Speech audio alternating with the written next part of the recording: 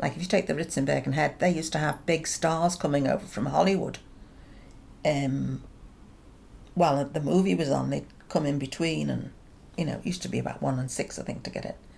And it was sort of where the cheap seats were in the front, as it was in those days. It was like a corridor you went down, pretty dingy, to go to the ladies' toilets. And I came out of the toilet, and there's 2 guys walking towards me. One was Sonny Tufts, big star in his day, and the guy that played Elliot Ness, Robert Stack. And Robert Stack was a looker in those days, and I'd be about 16. And I saw these 2 guys, and I sort of looked at them, and they said, "Hiya, miss," all right. And I couldn't believe I'd just spoken to them. And when I got back in my seat, I can't remember who I was with, and they said, "You've been a long time." I said, "Well, I've just been talking to Sonny Tufts and Robert Stack." And this was before they came onto the stage. They were doing a piece in between the movie to promote it, if you like. But yeah, they used to get all these big stars there.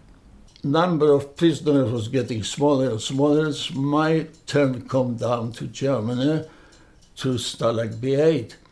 So German sergeant said to me, "Don't take any chance, don't go there. I help you to escape. Take any friends with you."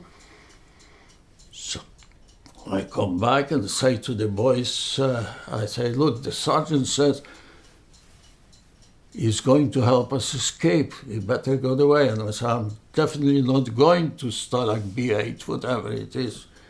We lived in 189, and give you an idea what life was like. There was me mum and dad, 4 kids, 2 aunties, 2 uncles, and my grandmother, all in the one house.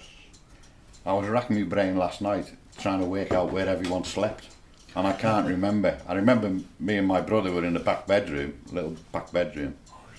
We moved some years later up to, that was in 189, moved some years later up into 203, and there were 2 old men lived there, and Mr. Dunn and Mr. Tolden.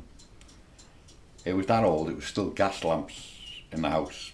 And one of the best, not so much the best jobs, but the really rewarding job I did was I went to Bosnia when the war was on and worked for the refugees.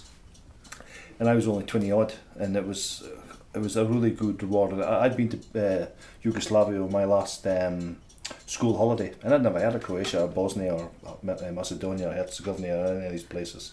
But it was really rewarding when these refugees were kicked out of the houses and they were just picked up minor things, like my neighbour coming to me and say, "Right, Ross, 9 o'clock, I'm burning your house down." And that's it, you had to pick up your possessions and go. And as these people were like us, it was real difficult.